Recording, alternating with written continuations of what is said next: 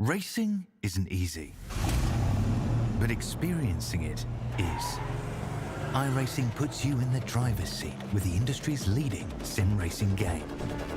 Drive on laser scan replicas of the greatest racing circuits from around the world. Go head-to-head against other drivers chosen by skill-based matchmaking to ensure competitive racing at every level. Compete across all your favorite series. In officially licensed cars, engineered to deliver the most accurate driving experience possible.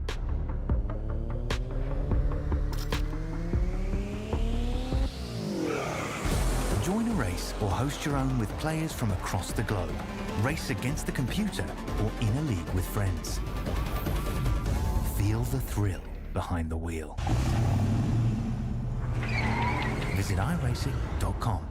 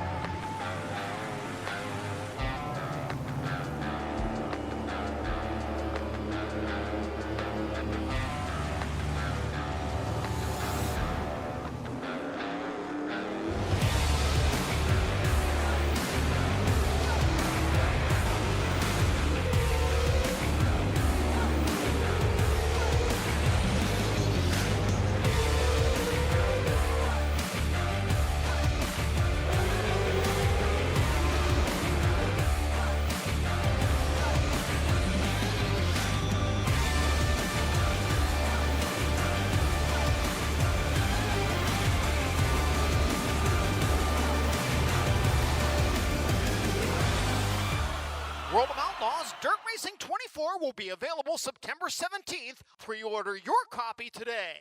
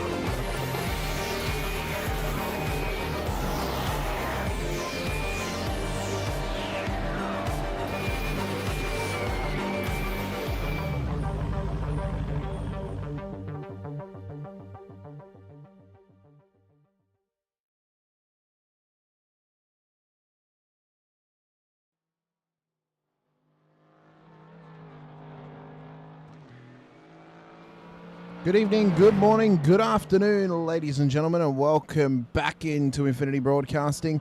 And welcome to round number 3 of Season 1 of the iRacing World Challenge GT4 Challenge here out at Oulton Park.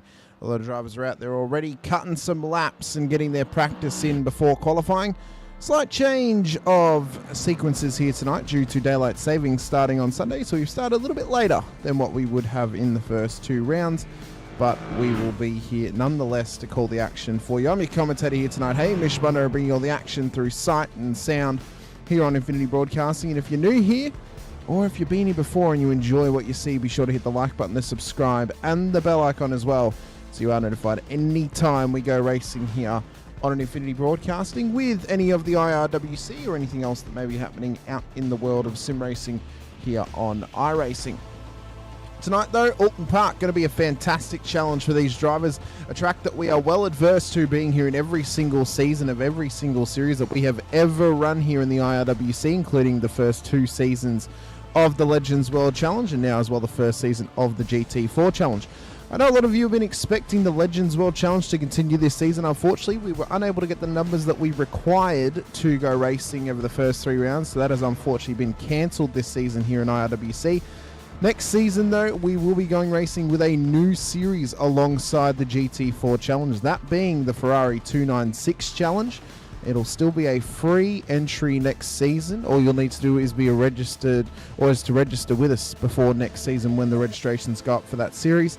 You do so by being in our Discord, which is linked in the description below of the stream. But if you also want to be involved in GT4 Challenge, then be sure to get involved by joining our Discord, registering and getting into the league on iRacing and coming racing with us here on a Monday night. Now, obviously, we've pushed it back a little bit than what we normally would have. The session's now open at 6:30 is when the session's open. We now have a 90-minute practice, as you can see.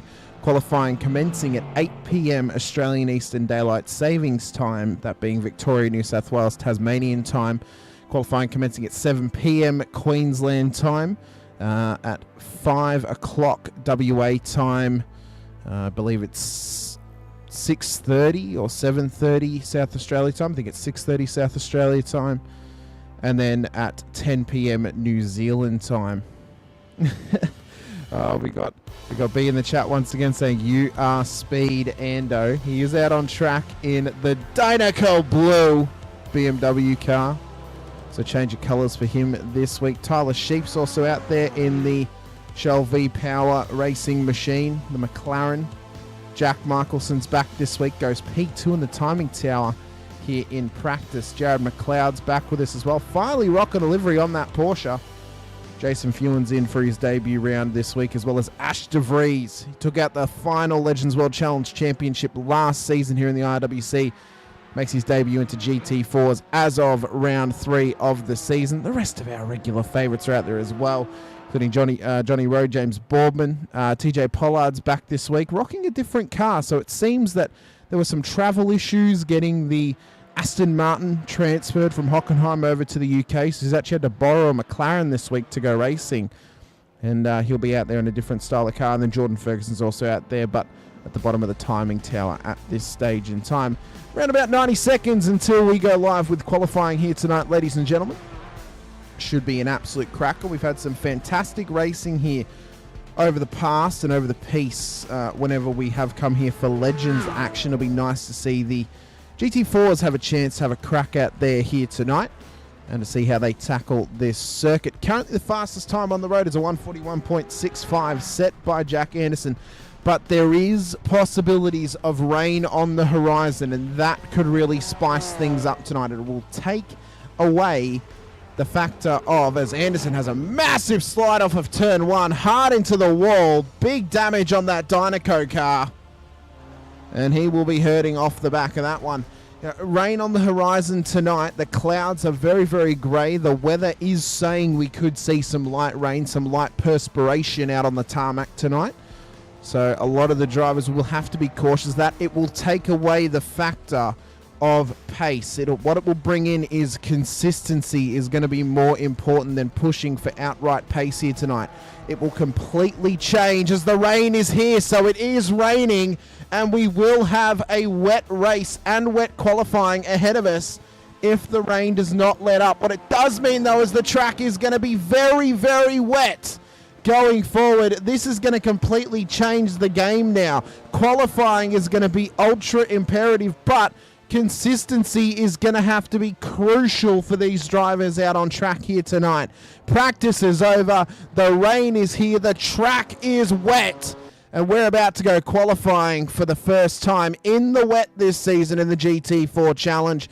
Typical UK weather of raining at Oulton Park. You love to see it, ladies and gentlemen. The droplets are coming down fast and heavy. And I am so looking forward to what these drivers can do in the wet. This is going to be absolutely phenomenal. I'm excited. I hope you are too. Get your predictions into the chat if you have any of them as the cars come out of pit lane for the first time here in qualifying conditions. We will see who has the gore, who has the cojones to push hard, to try and move their way up the field and just push that a little bit harder than the rest of them to get the best lap time that they possibly can in this session. Look at the spray, and Anderson's already struggling out of the pits.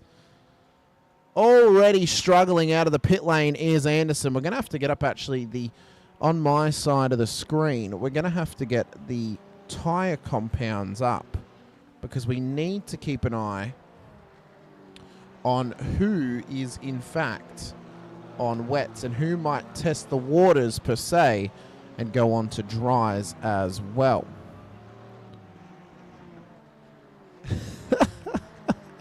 He's already gone off the track. He's already gone off the track. Yeah, dry tyres, of course. You're on dries. Of course you were. There are 3 cars out there on dries. Ash DeVries is one of them. He is on the dry tyre. Ferguson yet to go on track. He's also on the dry tyre. Anderson, we saw him go out there. He was also on the dry tyre when he entered the circuit here this evening. The first lot of lap times, though, are going to be coming in very, very soon. Jason Fewens, I'll be excited to see what he can do in his Mercedes GT4 car here tonight on debut into the series. That is the weather on hand, ladies and gentlemen, for us here tonight. 28 kilometers per hour of wind. I mean, 330 degrees above sea level and then 19 degrees temperature out here. 95% on the radar. 19 degrees track temp, totally cloudy. It's going to be wet. This is not a light shower, folks. This is washing yourself off after a heavy workout for sure. But these drivers, even in the rain, will still be perspiring to maximum levels here tonight. But Fewens, you can see him. He's already struggling to get the car pulled up in the wet. Wipers are getting more of a workout than me running after an ice cream truck. The chat saying, oh, you asked for predictions, Hamish, I predict Anderson will cause more crashes by simply not being involved in them. Oh, what an interesting prediction there from you, as Fewens has had a spin off the back of the international chicane. You see Johnny Rowe in the background there. No, he's not his teammate. He was dropped by his sponsors after his actions last week. Out at, where were we last week? Out at Hockenheim. He was dropped by the sponsors. He's been picked up by a new team. And, well, it's unfortunate for him. Michelson already setting the pace early here. Seems like an unfair advantage. He got to actually race on some old wet tyres last weekend. Now gets to go racing in brand new wet tyres here at Oulton Park. But I expect him, if no one else makes mistakes, I expect if everyone else makes mistakes and he doesn't, he will run away with things here tonight. Current championship leader, of course, Jack Michelson. He has got the orange number next to his name, meaning that he leads the title race at the moment by, I believe, 12 points over his next closest rival in the championship standings. In fact, I'll bring it up for myself, actually, to make it a little bit easier to figure out. But at the moment, we are just on tentative waters, ladies and gentlemen. Real tentative waters at the moment. This is going to be intense for these drivers. This is going to be quite a challenge for them, no pun intended, to keep themselves nice and tidy across the piece. As Michelson crosses the line, what's the time for him? Goes straight to the top, of course, with a 158.89. So you notice it was a 141 in practice in the dry conditions. Nowhere near those sorts of times now, folks. We've broken the clock here by going around about 17 seconds slower than the best times in the dries.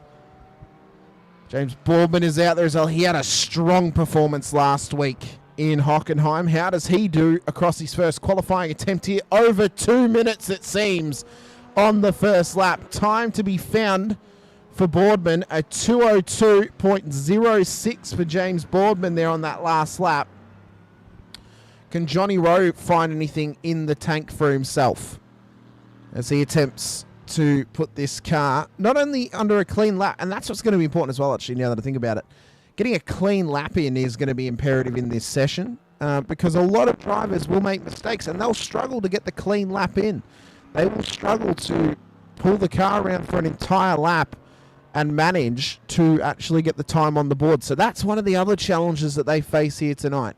Row across the line. What does the time look like for him? Has it counted? It has. It's a 2:05.0. So times are going to be on quite a long and expanding spectrum here, folks. I don't think we're going to get any tight times out on track across the whole field. Maybe between a couple of drivers. But I don't think it is going to be ultra close amongst the entire 10-car field we have out on track. Michelson, though, is answering to the call. He's gone 2 purples in the middle 2 sectors, a purple in the 6th sector. Anderson's gone fastest in the 5th. How does Michelson go? Round towards the start-finish line. Does he go under a 58, or is it still better than his previous best across the line? It is a 1:57.83, so he gains a second on his last attempt. Anderson to cross the line now on the Dynaco machine. Goes fastest in the last sector. What's the time look like for him? Hasn't counted. It hasn't counted the time for Jack Anderson, unfortunately for him. He will have to attempt again and try and get some more faster sectors under his belt. Mark Howard in the chat with us looks super slippery. I'm sure there's a P. Diddy joke or two in there. I'm sure there's a million P. Diddy jokes out there for every single bottle of lubricant that he had stored away in his house. There's about as many jokes that we can make about how moist the circuit is tonight and how lubricated it is from the rain as well. Great to have you out there with us, Mark. And anyone else watching as well, we appreciate you being here. If you haven't already, as I mentioned, be sure to hit the like button, the subscribe, and the bell icon. It's free, and it's a great way to support the channel and to support the series that we broadcast here. And we would so appreciate that support coming forward. Michelson, though, is on the rise. He is continuing to go faster and faster every single lap, becoming more and more confident the more and more comfortable he becomes around this lead. Oh, I lost my microphone for a second there. I do apologise. The more and more comfortable he gets in these wet conditions, the more and more confident he is getting in pushing the car in certain sectors of this track. Round towards the final couple of corners now for Jack Michelson, drifting the rear end of that BMW. Now, it's been known to be a little bit rearward loose, has this car. Will it help the BMW drivers here tonight, or will it hurt them? Find the grip limits around this Oulton Park circuit. Up towards the line now for Jack Michelson. Does the time count? Is it going to be better than the 57 that the sectors say it will? 1:56.92, so the times are coming down quick and fast, and Anderson's had to pull over again. Still yet to set a time in this session. Ash DeVries is out there with the most basic white girl livery of them all, the white Zero Ultra Monster. So he's obviously trying to pick up 25-year-old females who work in a retail store with this livery, hoping that they pick him out of the fridge. TJ Pollard, he's still yet to set a time, struggling in that borrowed McLaren. Ferguson, can he set a time? He claims it's his ends. He's from Manchester. Does it count for him? It does. It's a 2:09, so we mentioned a big spectrum. It is a big spectrum at the moment. Closest times we have is Johnny Rowe and Tyler Sheaf. 2:01.93 for Rowe, 2:01.96 for Sheaf at this stage in time. McLeod, Anderson, DeVries, and Pollard and Fewens yet to set times in the session, but McLeod has just gone P2 with a 2:01.71, but is off the circuit at the exit of turn 1, pulling out of the lap late there. And just trying to set himself up for a quality start in this race. I've been asked in a private message by Johnny Rowe, have I updated my trading paints, or is Jason Fewens running the same livery as him? Well, this is the first race that Jason's done, Johnny, and I believe he is running the same paint as you. I can update my trading paints if you would like. If you are listening out there, I'll update my trading paints to see if it does change. I'll be in the chat saying, Mark, that was definitely offensive. I liked it. It was a great joke, phenomenal joke. Nice little quip from Mark there. How are we doing in the chat with us? As Ferguson is just struggling. And you'd think a man from Manchester and around these ends would be used to driving on wet leaves and mud and wet roads. But apparently not. Apparently he just has a skill issue of the most basic features of living in Manchester, and is struggling in the McLaren at the moment to get the power down and to find some lap pace out there. Just a real apparent issue for him at this stage. Sheafy, though, his teammate goes P2, 1:59.44. Only the second car to get below the 2-minute lap times. Can Anderson do the same? He does, a 157.63. He finally gets the lap in, and all of a sudden, there is some pressure on Jack Michelson's lap time. If Anderson can find 7/10 of a second, which we've seen Michelson do previously in this session, he could be on for something absolutely miraculous out there. De Vries, Pollard, Fewens, they're still yet to get times in this session. Really struggling is some of the Mercs and the McLaren as they attempt to get the power down and maximise the lap times. What a wild ride for De Vries into the wall, and possibly could be session done as he has to tow back to pit lane and start all over again in this qualifying. He'll come back in pit lane, he'll get back out on track, and he'll attempt another lap. Fewens, though, surprisingly, still unable to get a time in this session. He is pushing as hard as ever to try and get a lap time in. He hasn't been able to do it thus far. But Anderson, further up the road, is up in 2 sectors. He's at a purple in the first, purple in the fourth, orange in the second and third, meaning that it's just as good or slightly worse than his previous best. Up underneath the advance sign. What does the sector say for him? It's an orange again. Could still be a great time for him. Michelson goes 156.614 at the top of the timing sheets. Big slide from Anderson. Still trying to get the power down. Still trying to find anything he can in this lap to put this thing one position better onto the top of the timing sheets in the Dynaco machine. Round the final couple of corners now for Anderson. What does the time look like as he crosses the line? Sheafy's pipped him with a 157.31. What does Anderson's time say as he crosses the line? Has it counted? 156.68. There is 7/10 of a second, or 600ths of a second, I should say, in the times between Michelson and Anderson on the front row of the grid. There is absolutely nothing between them at the moment. A blink and you miss it type of scenario. A bee's dick of a gap between Anderson and Michelson at the front end of the field. Which one of them is going to blink first? Which one of them is going to put their BMW on pole? Or is someone else going to be able to challenge the lap times that they have set to get into the front end of the field? Michelson, though, is answering the challenge. Purple in the second, purple in the third. This could be his final attempt at a lap here in qualifying. What's the time going to be? He's lost the purple sector in the second as Anderson has answered. Sorry, in the third as Anderson has answered to that challenge from him. They are neck and neck, going tooth and nail, punch for punch at the moment in a main event level clash for a pole position start in this race.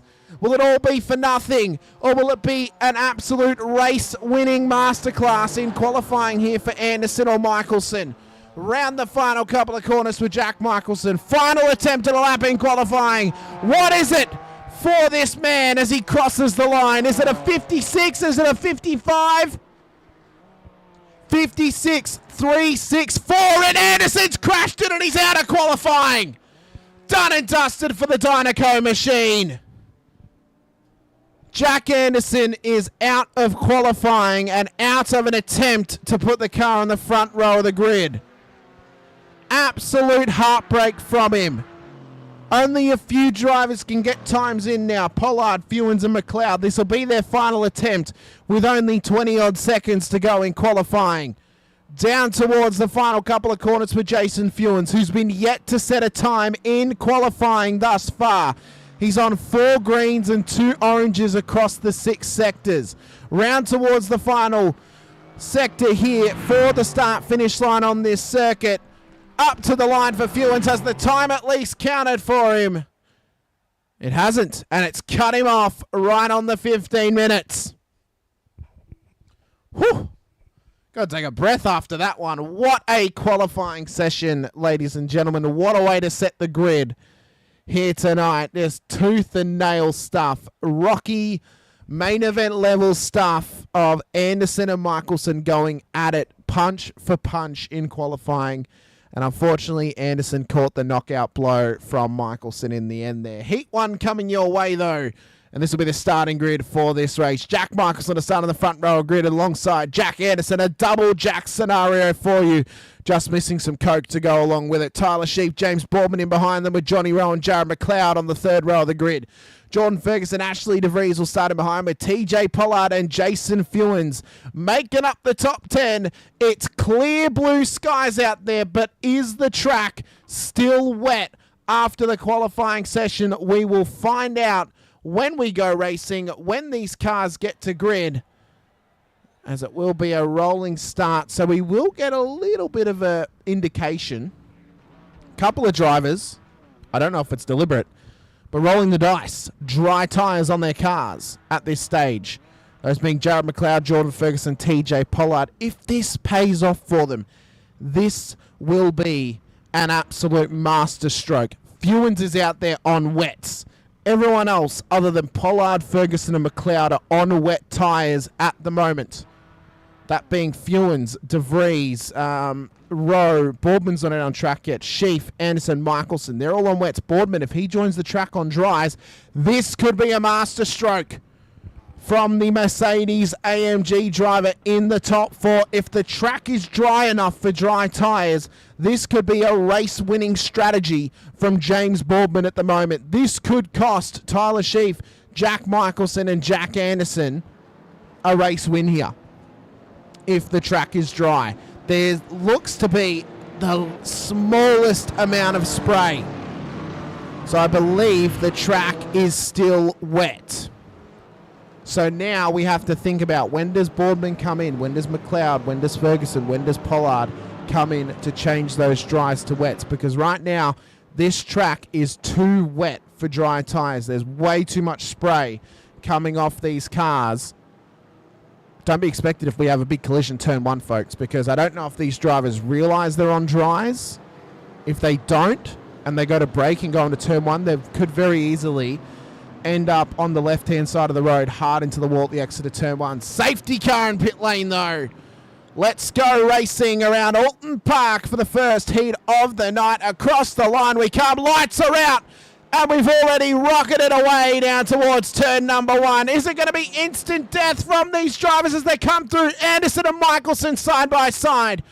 McLeod in the background battling it out. Boardman struggling for grip at the moment. McLeod's off track. There's big contact in the background. DeVries and Rowe have come together. McLeod has caused it with the dries being in the grass.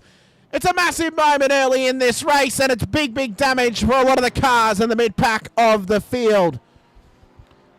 There's Gravy in the chat with us. Great to have you here, Gravy. Gravy Train, bish splash. I want to go fast. Oi, shout out for Gravy Train. Big shout out for Gravy Train. But a big moment at the start of this race. McLeod attempting to race in dries, stuffing it up. Same for DeVries. Pollard, although DeVries is on wet. Pollard struggling on the dries. Rowe is struggling. Boardman cannot get any grip on those dry tyres. Sheaf is off the road out of P2.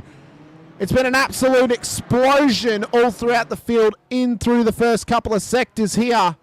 We'll have to get some replays happening at the end of this lap, because this has been a race-changing moment off the exit of turn 1 and the tyre choice for some of those drivers in the field here tonight. Currently, though, we're being led by Jack Michelson to Jack Anderson, Jason Fewens, James Boardman, Tyler Sheaf makes up the top 5. Johnny Rowe, Jordan Ferguson, TJ Pollard, Jared McLeod, and Ash DeVries makes up the top 10 at this stage in time. Down towards the second to last corner for Jack Michelson, or the last couple of corners, I should say. Still sliding round that corner. Big drift from Anderson in the background. He's off the road and in the grass. Pushing too hard, taking too many liberties, and now he's going to lose a spot to Jason Fewens, who didn't set a time in qualifying, started at the back of the field, but managed to make his way up by avoiding all the carnage. Sheaf, even though he had the moment early, is back up into P3. Michelson has now crossed the line to start the next lap of the race. Here's the leaderboard for you and how they line up. Boardman is still struggling on those dry tyres, and he spun it round in the background. Some big moments all throughout this field, all throughout this race thus far. We need to try and unpack them for you. This is what happened early down at turn 1. So Anderson Running it out wide, on the wide line, on the wets, still got it back on the road. And then this was another one. This is what caused some of the big dramas. So McLeod on board with him. Oh, just a massive slide on the grass, and then just cars absolutely everywhere. Absolutely everywhere from them. Let's quickly just try and unpack this for a second. So, around the final corner, or around the first corner, sorry. Yeah, just slides it on the painted line, and on those dries, it's always going to happen. And then we also saw it was Boardman who actually initiated the contact with De Vries and Rowe, but a Merc-on-Merc action.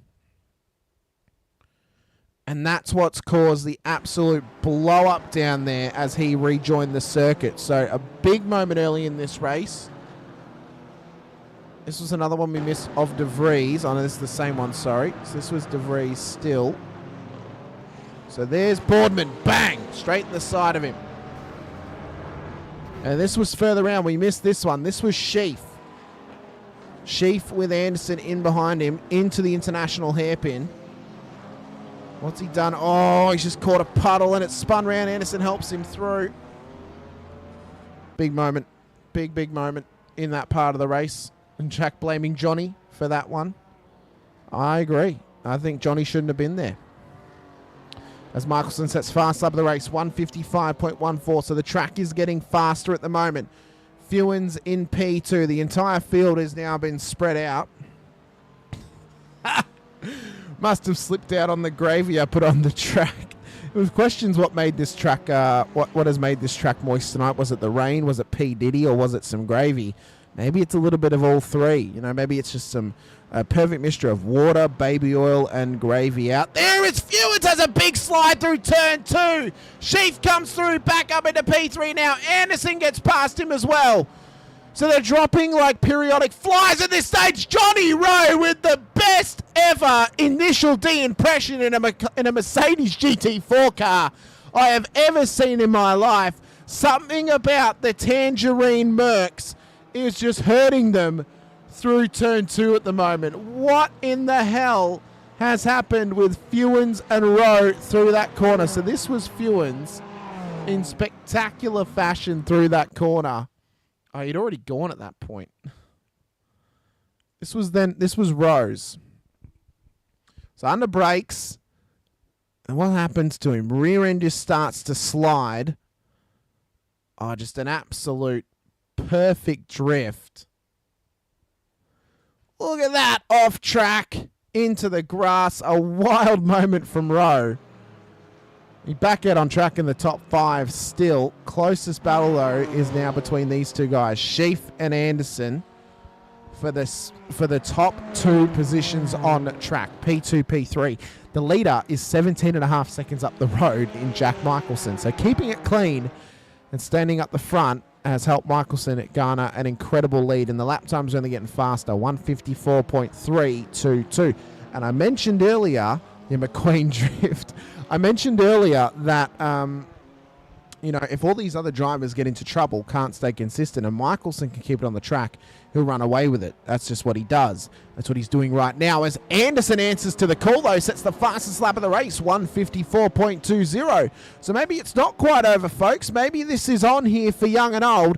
Anderson flashing the shit out of Tyler Sheaf right now. I think it can only be described. Trying to put him off here. Up towards the international hairpin. Oh my God, big wheel off exit. Catching grip when you don't want to. Can only hurt you, folks. There's a reason they made lubricant. And up towards the international hairpin. Does he go for the send? Up the inside. No, he just taps the rear end. Gives him a little kiss. Wants to keep him ahead. Doesn't want to force him off the track like that. Good hard racing between them. Gives the position back up. Doesn't want to gain an illegal advantage over Sheafy. They continue on up towards the international chicane.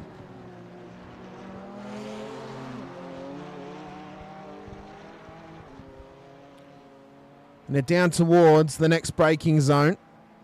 Will either of them get an opportunity to either defend or attack at this point in time? At the moment, Jack Michelson has managed to lap at least one car on the road. James Boardman, who is he still out there on wets? He's still out there on dries.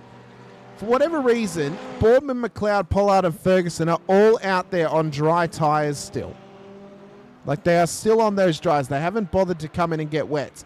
If they had come in at the end of lap 1 and taken wets, they would have been in a better position than they are now. They've still got 12 minutes of racing to go. You cannot stay out there on dries. You're not going to get any advantage from that. You're only going to go backwards. It is just not going to work out well for them. As De Vries starting to chase down Jason Fewens at the moment. We're going ball with him here. Look at the spray off the back of that. 3 of the 4 Mercedes AMG GT4 cars in a row here. Fewens, De Vries and Rowe. Oh my God, big wiggle though. It's just a natural element of a white Ultra Zero monster alongside something that is tangerine in colour.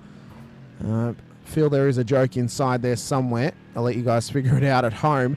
De Vries, though, trying to go for an inside line here. Big wiggle off the exit. Manages to get the grip, though, in under himself. Side by side with Fewens into turn 2. Somehow hooks it up around the outside on the better line. Fewens has to give it up and slides back into P5 on the row, as this is now starting to drag Johnny Rowe into the equation via some rubber banding, as these guys continue to battle it out. 20.5 seconds, though, is the gap up to the next car, which is Jack Anderson. So he's got a nice little tasty lead over this little 3-pack Mercedes battle. David in the chat, McQueen is fading. He's fading fast. McQueen blew a tire. McQueen blew a tire. Go, go, go, go, go. No, he's currently sitting right in behind Tyler Sheaf. They've now lapped Jared McLeod. Johnny Rowe is in pit lane. Why is Rowe in pit lane? What has happened to the tangerine machine of Johnny Rowe? He was in, but oh my God, what has happened? Just off into the grass and then blinking, pulls it over and then toes back to pit lane. So possibly some technical issues or some mechanical issues for Rowe. But back up here to the battle for P2. Anderson and Sheaf still going at it. Up the inside comes Anderson. Sheaf gives him all the room in the world. A whole postcode between them. As the pass gets made by Anderson up the inside, Sheaf will now tuck in behind him. Try not to catch too much spray on the way through. Oh, but Anderson's looped around. In a wild moment, he took P2 back from Sheaf. And he's looped it round at turn 2 in a wild moment. The same puddle that caught out Fewens. The same puddle that caught out Rowe has now caught out Jack Anderson and taken him completely out of the battle with Tyler Sheaf for P2 on the road. We still have around about a 9 minutes in this race to go. Jack Michelson has the lead well in hand. Well in hand does Jack Michelson at the front of the field. In fact, he's now starting to lap Jordan Ferguson, who's still out there on dry tyres, mind you. He's yet to catch TJ Pollard, but he's right here in his loaner McLaren. It's very nice of the McLaren office to lend him a car for this race. Jason Fewens still in P5. He's on those wets. He's got about a 50-second gap up to Michelson.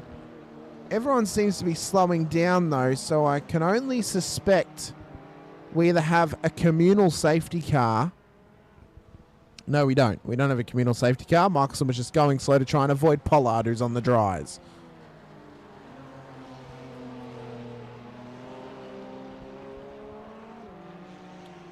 But wow, what a race this has been thus far. All of a sudden, though, De Vries is now all over the back of Jack Anderson.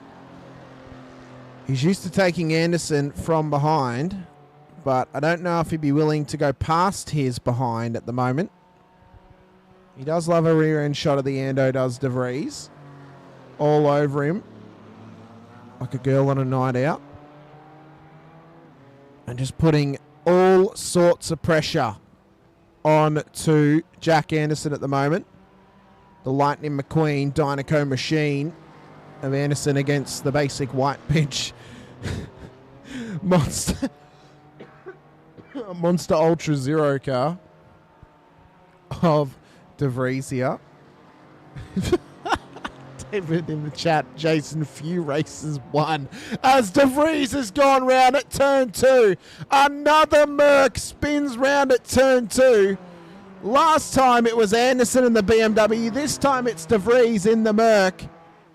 And everyone is just falling off the absolute wayside through there. The driver we have to keep an eye on is Michelson, because if he goes off there, well, he's got about 20 seconds in hand and he could get back on track and keep going. But, oh my God. I mean, that's pretty much the only driver who hasn't done it, aside from maybe Sheafy.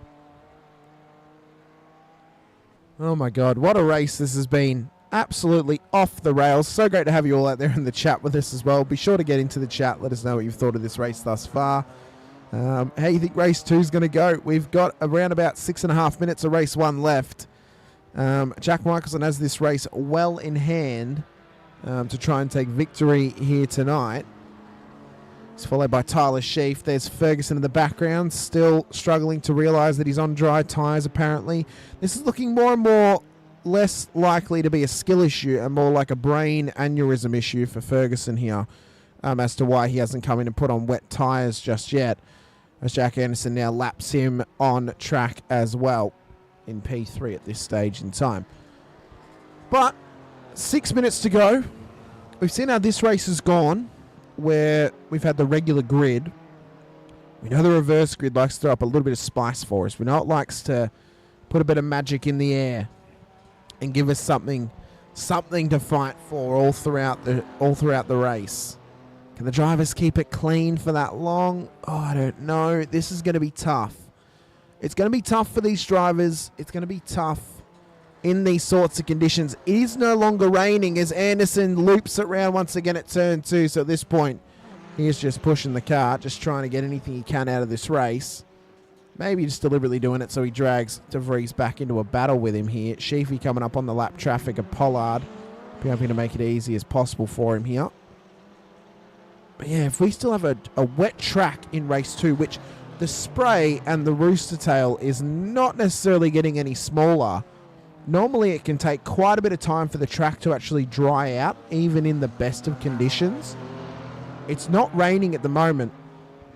I don't even know if we're going to have a dry track by the checkered flag in race number 2. I mean, that's going to be an interesting factoid that we have to take into consideration. Do we even get a dry track at all under racing conditions? They had some in practice, but do they get it in the racing conditions? I don't know. I really do not know if that can happen for them. But at the moment, De Vries all over the back of Anderson once again. He comes and he goes and he comes and he goes, does De Vries. Be like him walking back and forth from an esky. Only the shortest time between esky trips for De Vries is around about 30 seconds, I've heard. Take a can, drink it, go back again.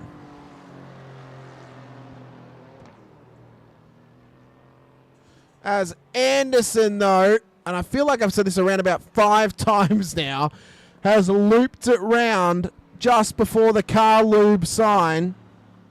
And it seems like he doesn't need very much car lube. The tyres are well lubricated to cause a bit of spinning action for him at this stage. He now has Jason Fewens right onto him to continue putting this pressure.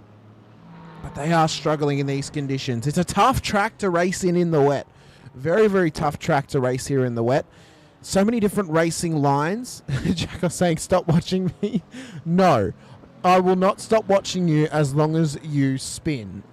That is not the deal here. And I can't stop watching you now because now this is the closest battle on track that we have between you and Jason. So just look forward. Stop spinning the car. Oh, bit of a wiggle once again. Both these drivers know what it's like to spin in through turn 2. We saw it earlier. It's Gravy in the chat. You spin me right round, baby, right round. Like a record ender, right, round. Fewens putting that maximum pressure, at least as much as he can in these conditions. Still needing the wiper blades on thanks to the spray, but there is no skyward rain dropping at the moment through the international chicane, just dancing it through, tiptoeing it through the chicane. Big wiggle off exit for Anderson. This could give Fewens an opportunity to go for the move. Is that De Vries? Reminds me of someone else. Yeah, this is Ash Debris out on track, not Ash De Vries. He is running P3 at the moment, but not without struggle. He has had multiple spins at this point in the race. This is the closest battle on track. Fewens and Anderson in the battle for P4. Fewens just unable to get this thing hooked up and to keep it with Ando. Ando's got the 1 lap pace here tonight, but he's just struggling for the grip, even on the wet tyres. Even on the wets, he is struggling to get maximum grip out of this thing. He really, really is. And at this point in time as well, I mean, he could go a lap down on the leader, Jack Michelson, who, aside from... Actually, he already has gone a lap down on him. Aside from Ash De Vries... No, he hasn't. He hasn't gone a lap down yet. I do apologise. I'm getting my observations wrong here. But aside from Sheaf and De Vries, they're still technically on his lead lap. If he were to get out to around about a minute of a gap, he will technically be a lap ahead, but he would not have lapped him yet. No, he is just pushing further and further ahead, spreading out this gap like butter on bread. And he's pushing ahead for the final lap of this race. White flag is out here at Oulton Park for race 1. Jack Michelson with 24 seconds in hand over Tyler Sheaf is 1 lap away from taking another win this season in the GT4 Challenge. He pushes super, super hard to do the best that he can. He was disappointed in himself last week for making a mistake at Hockenheim. That took away a win in race 2. But he's raced the perfect race here in race 1.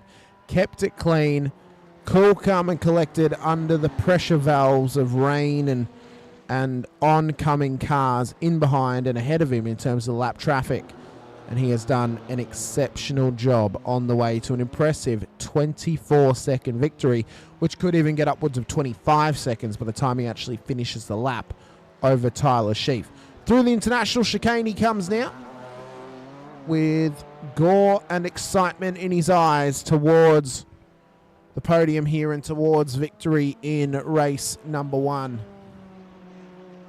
Just getting more and more points on the board, extending that championship lead is Jack Michelson on the road to success here in the GT4 Challenge. It's a 10-round season, remember.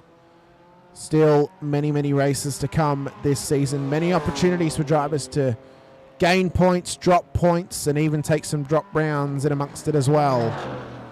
Up through the second to last corner now for Jack Michelson. In an exceptional effort this season. He comes underneath the Carlube Motor Oil sign. Jordan Ferguson off the track alongside him, still on the dry tyres. Round the final couple of corners for Jack Michelson now, and he takes an impressive wet and wild race 1 victory here at Oulton Park. And will cross the line 25.1 seconds ahead of Tyler Sheaf. Gets the fastest lap of the race that last time by as well. 1:53.51 for Michelson. Sheaf now down towards the start-finish line. Around the final couple of corners in the Shell V-powered McLaren machine.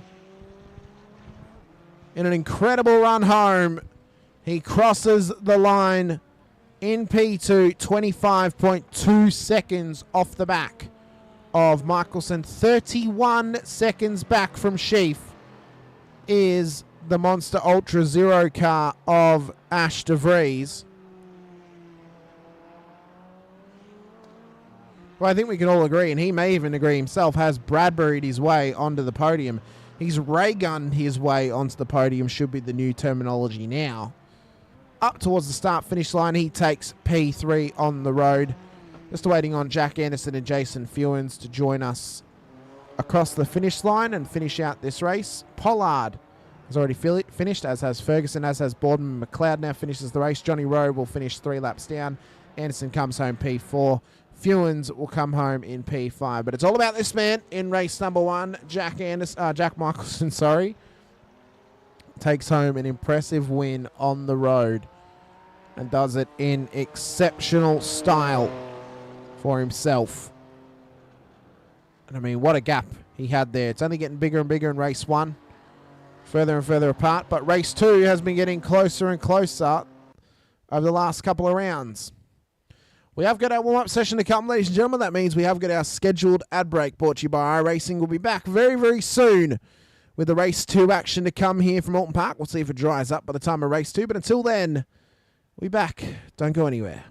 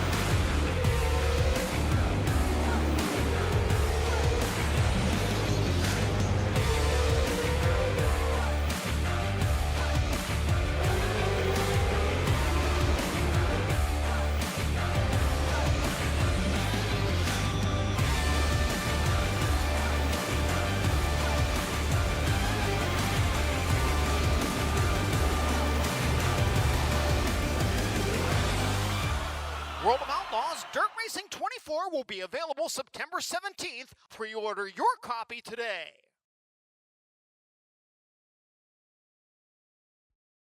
Racing isn't easy, but experiencing it is. iRacing puts you in the driver's seat with the industry's leading sim racing game. Drive on laser scan replicas of the greatest racing circuits from around the world. Go head-to-head against other drivers chosen by skill-based matchmaking to ensure competitive racing at every level. Compete across all your favorite series. In officially licensed cars, engineered to deliver the most accurate driving experience possible.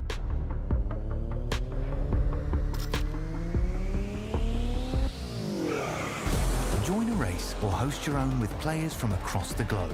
Race against the computer or in a league with friends. Feel the thrill behind the wheel. Visit iRacing.com.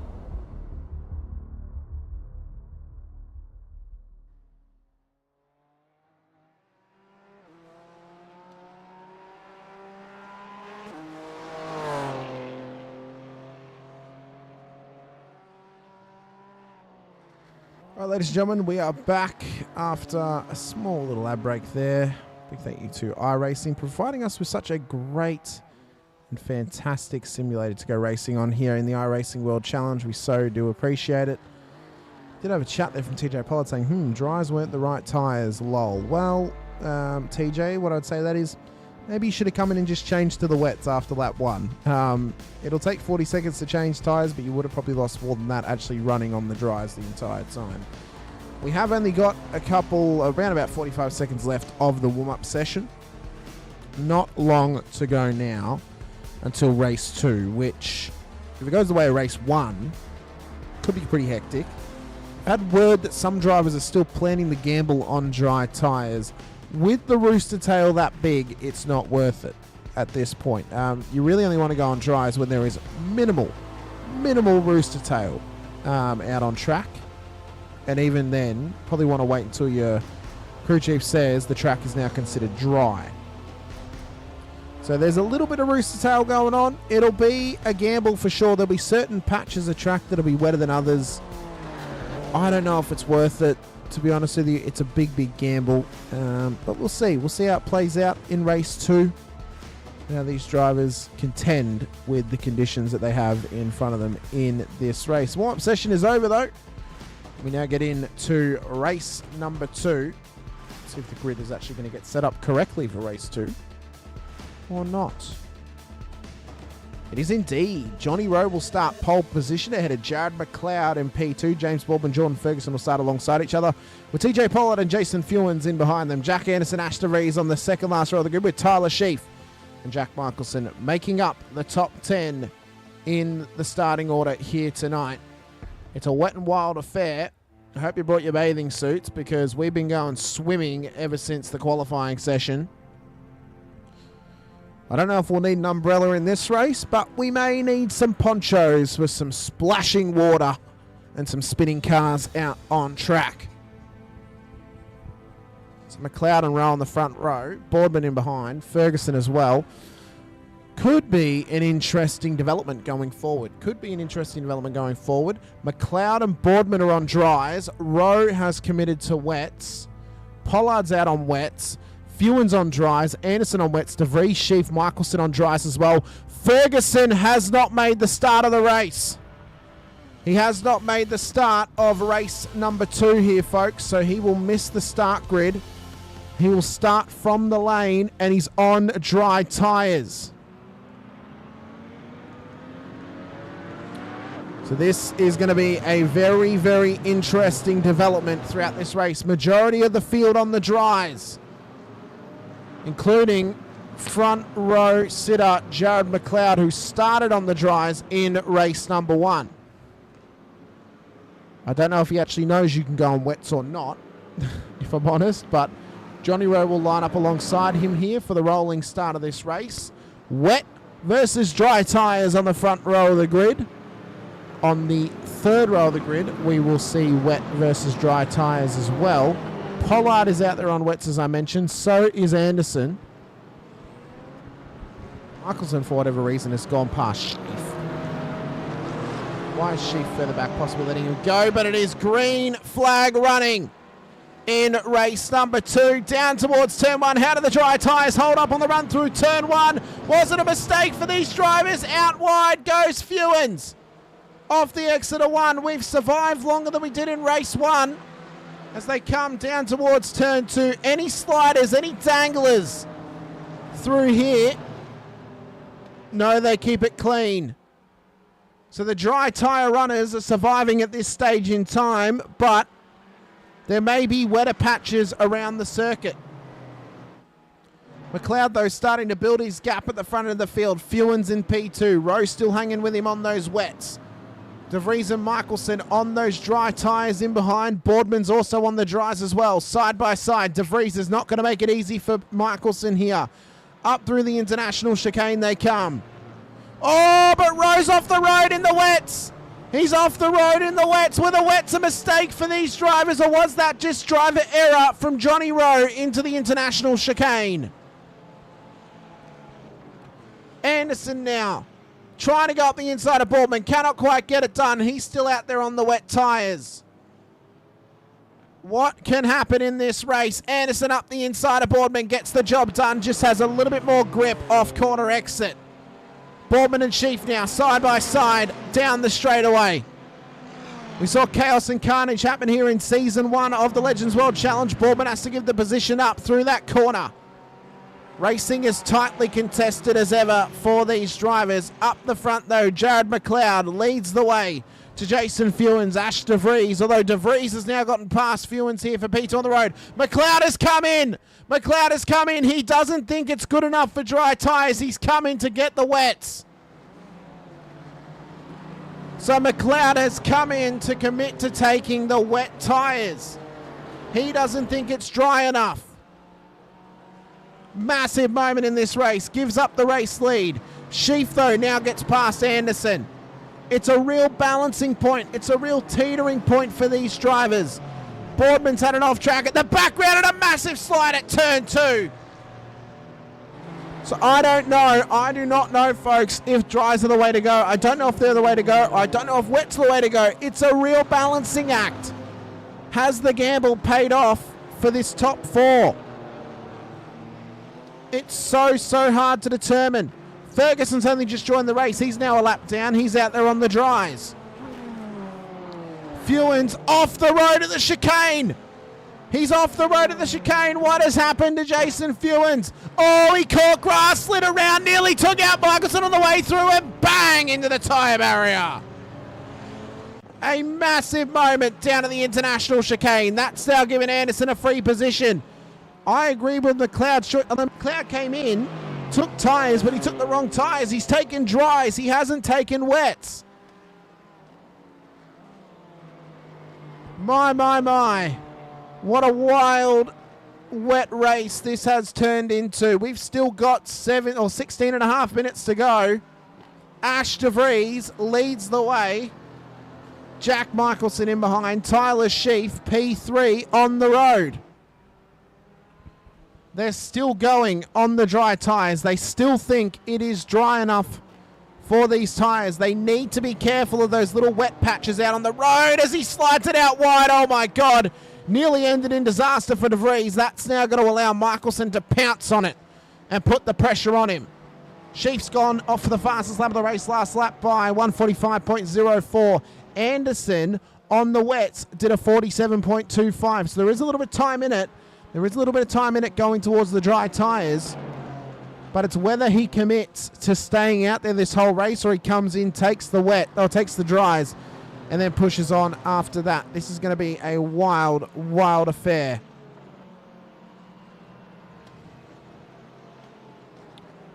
It's down through the international chicane for De Vries and Michelson. This is the closest battle on track at the moment. Michelson lurking on the back of De Vries, putting the pressure on him. Look like a little bit of oversteer there through the second part of the chicane. Fewens is off the track once again in the background, and he's still carrying that damage on the Merc. Anderson now up into P4 on the road, chasing down Tyler Sheaf. Michelson, a bit up further, still on the back end of De Vries here. As Ferguson and Fewens is off the road again, so the car is heavily damaged. It is really, really hurting. He needs to come in and get that car fixed up. Not going to be worth pushing on for much longer. Michelson now with the fastest lap of the race, a 1:43.16. Anderson's in the lane, committing to the dry tyres, it seems. So he's coming in 5 minutes 40 seconds into this race to change those tyres. He's committing to the change. Better to do it now than to go too long and end up in a worse state. Who knows? There could be carnage to come. There could be carnage to come. But Jack Michelson just driving at absolute top level at the moment. My pedal plates are moved and can barely reach the pedals, says Mr. Anderson. That's not good.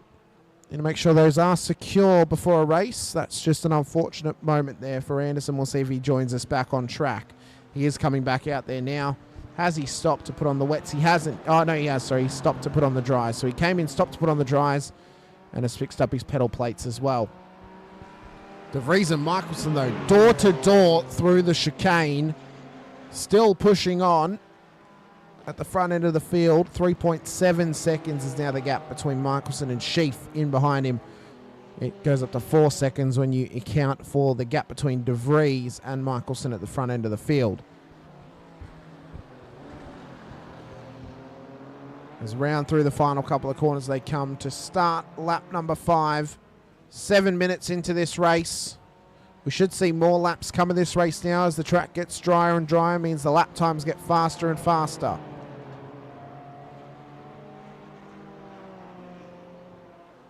This top two battle, they are not giving up anything just yet.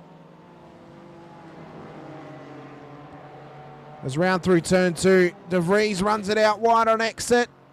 Oh, so does Sheaf in behind him. Pollard has now given in to come in and put on the dry tyres as well. Has that hurt him, though, in comparison to Anderson, who came in slightly earlier? He did a 36-second stop. Pollard is now in the box seat. He's in pit lane. Anderson, though, has gone off the track and has collided into the wall hard. Massive moment for Anderson. Unbelievable stuff. Sorry, we're back. We thought we lost connection there. We're back. What a moment for Jack Anderson. Into the wall hard. Pedal plates completely came off. That's what I suspected may have happened. An unfortunate moment for Jack Anderson. But this was the ride that he went on. Just didn't have the braking pressure. Couldn't get the thing pulled up. As Michelson has now passed, as De Vries is at an off track. So Michelson now leads the race. This was what happened to De Vries into the international chicane. What has happened to him there? Looked like a big rear lock. Oh, just tags the wall. Very lucky not to damage that thing any further. Pulled it back on track. Wowee. Sudden moments that can completely change the forecast of this race. It has been all happening out there. Ferguson is now under pressure here from James Boardman. Johnny Rowe comes into pit lane to commit to taking the dry tyres. Boardman and Ferguson now battle for P4, but Boardman gets it done easily on the Manchester native. He'll be hoping for tickets to Oasis when they come to Australia, but he'll be also hoping for tickets to gaining more positions in this race, Will Jordan Ferguson. A poor run in race 1 after gambling on the dries. Didn't think to come in and take the wets. Decided to give up way too much time out there, but racing very competitively nonetheless at this point in time is Ferguson. Boardman, though, he's been a bit of a revelation this season. Last week had an absolute cracking round out on debut in the GT4s. Going punch for punch, better for better, week in and week out. He's also doing the vets as well. Did his first race of the season last Thursday. Started on the front row of the grid, finished in 4th place in split 3. A phenomenal effort there from Boardman on that day. See how he does this week when they head out to Long Beach as well. We're getting some great racing under his belt. Some great experience as well for Boardman. And is just pushing on to go better and better every single time he's in the seat, every time he's on a track and racing one of these beautiful pieces of machinery, we must say. Jack Michelson, though, has now set the fast lap of the race, so 1:42.19, so the times are coming down quick and fast. The track is drying out incredibly quickly. We could be on for full dry pace laps very, very shortly here. Current running order of things, Michelson to Sheaf to De Vries. That's the current podium. Boardman and Ferguson make up the top 5. McLeod, Pollard, Fewens, Rowe, Anderson is the rest of the field, but Anderson's still in pit lane doing work to fix that pedal box in the BMW. Whether he rejoins the track or not 100% sure. But they were struggling with pedal box issues in that Dynaco BMW machine.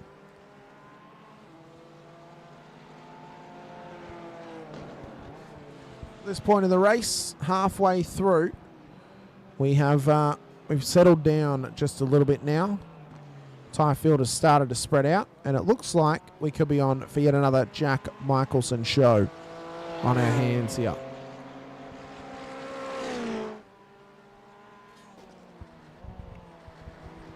Remember as well, ladies and gentlemen, we mentioned it throughout this show, if you wish to get involved in the GT4 Challenge as a driver, you're sick of just watching on the sidelines, you want to get out there and have a crack, be sure to click on the link in our description. It's the link to our Discord channel. Come in, register for the series, get into the league, and come and have a crack. We have a mammoth 7 rounds to go. 6 incredible tracks have already been announced. The final round going to the driver's choice. What will they choose for the final round of the season, where we will be racing for round 10 in around about 7 weeks' time? Then after that, we'll be getting into Christmas. Christmas time, not too far away. I'm sure you'll be going into Coles or Safeways, or Woolworths, I should say, these next couple of weeks, and you'll probably start to hear the sound of Christmas in there. Start to hear some carols and some jingle bells. I am a hard believer that Christmas carols should not start until the start of at least November. I don't want to start hearing it in October, please. We want to only hear it as soon as November starts. Oh my God. Some people have seen Christmas trees pop up in stores as of mid-August. Are you serious?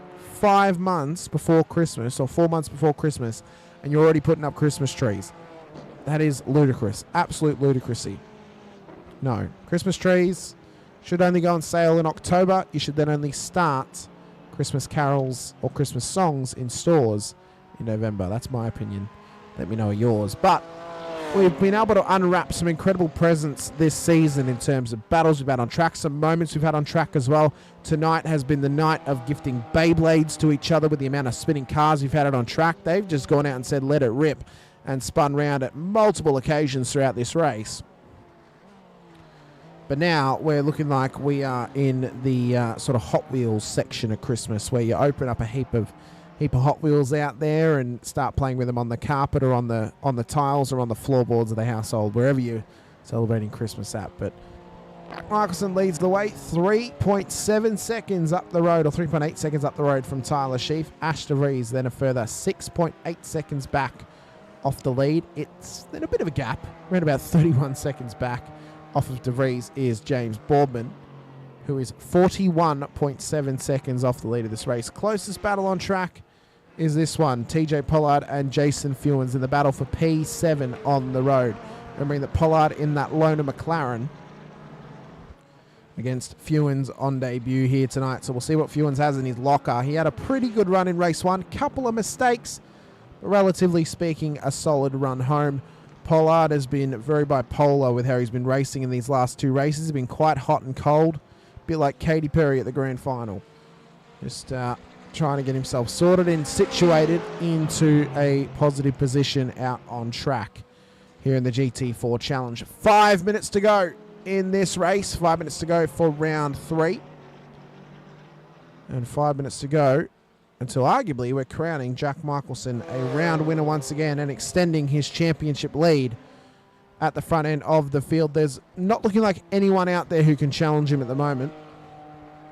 He is looking just like the Veronicas, untouchable in P1 at the moment. But back to that battle. Jason Fewens, TJ Pollard, 1v1 for P7 on the road. And unless you're talking about a podium finish, it doesn't get bigger than this. Although, as I say that, Jason Fewens has ruined it. He's had a moment in the background and he's off the circuit. What has happened to Fewens? Oh, he caught the curb on the inside and the car went round. Oh, no. See, we thought we were done and dusted with... Oh, my God, Michelson's gone around as well. Michelson's out of the lead of this race. What has happened? With 5 minutes to go, turn 1, Jack Michelson, what has he done? Oh, he did the exact same thing that Fewens did. He caught the curb, which is still puddling with water, and it has spun him round. What in the hell has happened in this race? Tyler Sheaf leads the way in a miraculous moment, in a David versus Goliath moment, in a ray gun or Bradbury style moment. Tyler Sheaf leads by 6.5 seconds over Jack Michelson with 3.25 minutes to go. Ash DeVries all over Michelson right now. Pollard's off the road at the top of the hill. He's had a moment himself. He's dropped spots. But what has occurred? What is causing these cars to spin round at turn 1? There has to be a little pool of water there. Or was that where David put down the gravy? Was it right on the inside of the corner? Paul Kelly will be asking who made the gravy. We're asking who laid the gravy at turn 1. Round up towards the final couple of corners now. Michelson and De Vries tightly contested. 0.3 of a second between them in the battle for P2 on the road. 6.3 seconds up to Tyler Sheaf at the front end of town. 2.5 minutes to go in this race. 2 more laps to run for the victory in race number 2. Tyler Sheaf leads the way. Can he take his first win of the season? And can Michelson survive any longer for P3 or for P2 on the road ahead of Ash De Vries as they rocket down towards the international hairpin? All pressure, all eyes are on them. It's like going to a party with a bunch of spiders, just eyes everywhere, glued to your exact existence. Round the hairpin they come, up towards the international chicane. Michelson doing an incredible job of keeping that head cool, calm and collected after such a mistake. He's done an exceptional job to just get back going again, not really mope around too much and just push on and still solidify some good points for himself. He's still going to win the round. Don't get me wrong, he will still win the round, of course. I mean, if he finishes in P2, would get the most points. He had the pole position, he'd be winning the round at the moment. But could have been maximum points. But it's unfortunate, but that's racing. It's what happens. Especially in questionable conditions like this. He has, though, started to build the gap now over Ash De Vries and behind. 1.3 seconds is now the gap. 5.5 seconds, though, up to this man, Tyler Sheaf, at the front end of town, who will cross the line. He'll get the white flag from Barney, and it's final lap moments that can make or break this race for Tyler Sheaf. He needs to keep it neat and tidy across the road. He needs to act like he's going for that pen license. Cannot make any mistakes. Cannot write outside the line. Needs to keep it completely cursive towards the checkered flag of this one if he hopes to take the win here tonight. Michelson in behind him will pounce like a hungry cat if Sheaf makes a mistake. Someone move the tires. As Michelson answers the call, does fastest lap of the last lap, 141.53, did the fastest lap of the race. Through the international chicane now for Sheaf. Just needs to keep it neat and tidy. Nice and clean, nice and cool, calm and collected and consistent for Sheafy. All those buzzwords will be running through the head of Tyler Sheaf at the moment. 4.4 seconds now between him and Michelson. Michelson is starting to lurk closer and closer, but I think he might be one lap too short to get onto the back of Sheaf without a mistake being made. Towards the Carlube corner, the fast-paced right-hander. And now down towards the final couple of corners for Tyler Sheaf in miraculous fashion. Rename him Raygun. Round the final couple of corners now. Tyler Sheaf takes the race win in race number 2 after running a consistent run home. Michelson home in P2. De Vries is going to come home in P3. James Boardman, after starting on the dry tyres in this one, has done a lot better than starting on the dry tyres in race number 1. He will now continue to circulate up towards the start-finish line to take home P4 on the road in his Mercedes AMG GT4 car. In behind him, Jared McLeod has now managed to get past Jordan Ferguson as well. But Tyler Sheaf, the celebrations have begun as he attempts to do a burnout, but just in incredibly poor fashion, you must say. Wow, wow, wee. What a run home, what a race it was. Let's get some B-roll going for you folks. And we'll quickly chat to the grid and see what they felt about this race. Where can we go? Let's go with this one. We'll have a quick chat to them as well. We'll just let them know that we are going to chat to them.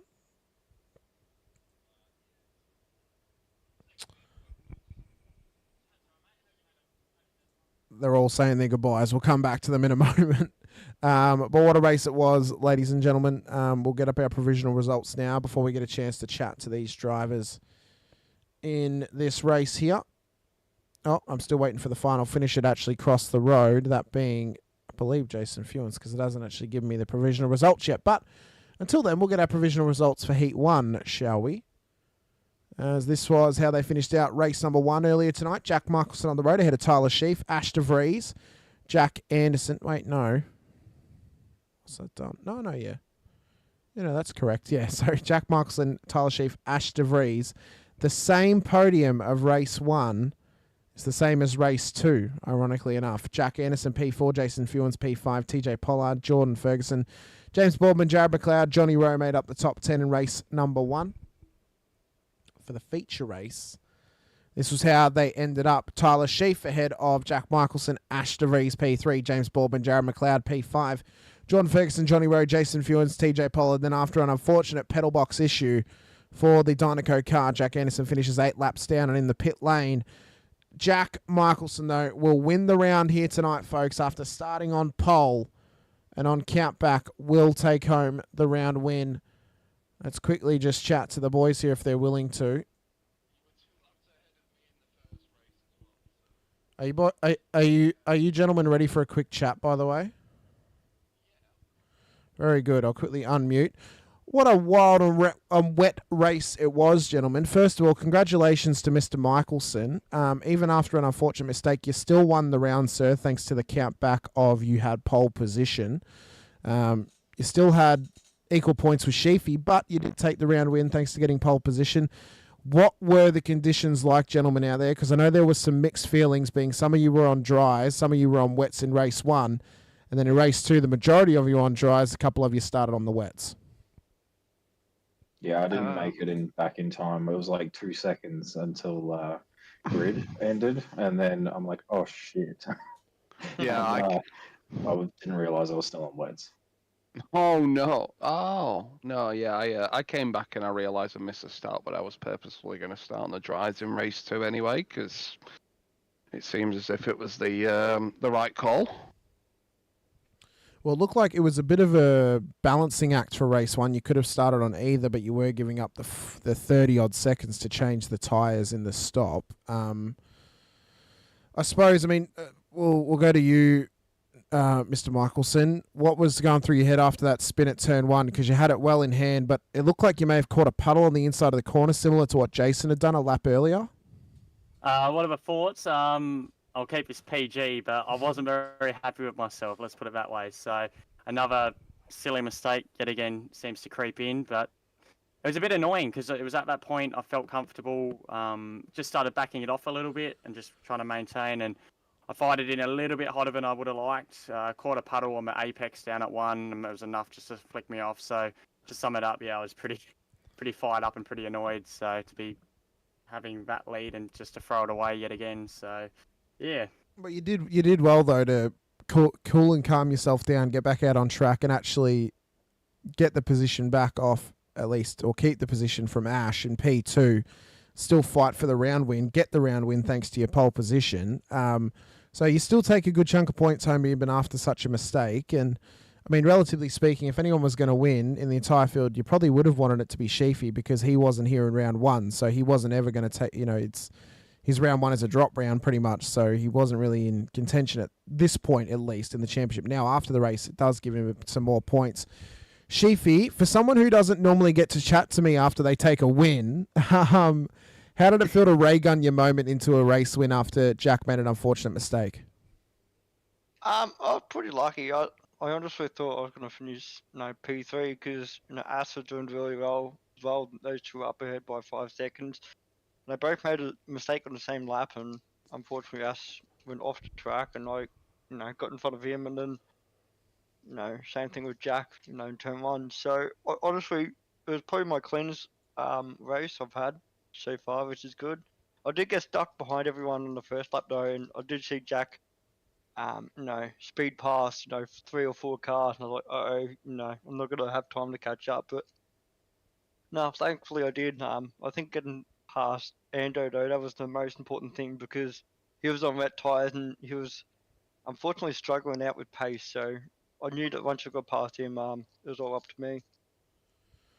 Well, gentlemen, we have Silverstone next week for the national circuit. What are your thoughts on that one leading into it? There have been whispers and rumours that the weather may carry over to next week. So what are your thoughts?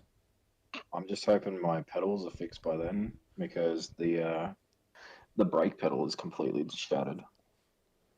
It's So, shattered. And typical It's English living weather, in if the anything. the mountain Yeah, I'm pedals excited. completely shattered. Really enjoy the challenge of the rain, so I'm all for Yeah. it. Not a huge fan of the Silverstone layout. Tonight was my favourite kind of round. I always love Oulton Park, but once again, just fell a little bit short. But we'll come back hopefully next week. So. Well, gentlemen, it was a great race with many, many exciting moments all throughout. Thanks so much for coming and racing with us here at Oulton Park. We so do appreciate it. Got to quickly just sign everything off, and then we'll chat post-race as we often do.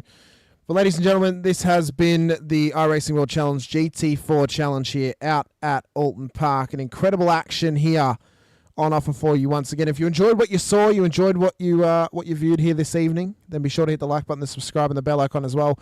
Massive season still to come. Silverstone next week for the second part of our English doubleheader. We then head over to Zolder the week after, Red Bull Ring, Mid-Ohio, VIR, Phillip Island, and then the Driver's Choice at the end of the season on the 25th of November.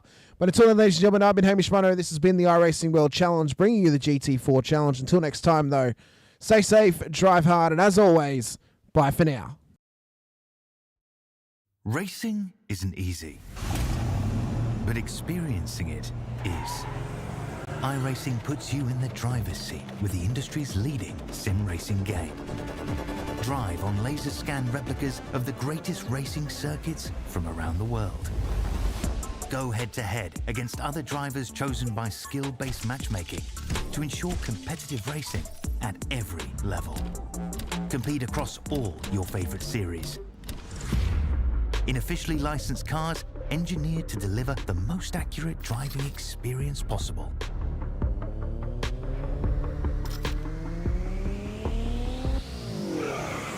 Join a race or host your own with players from across the globe. Race against the computer or in a league with friends.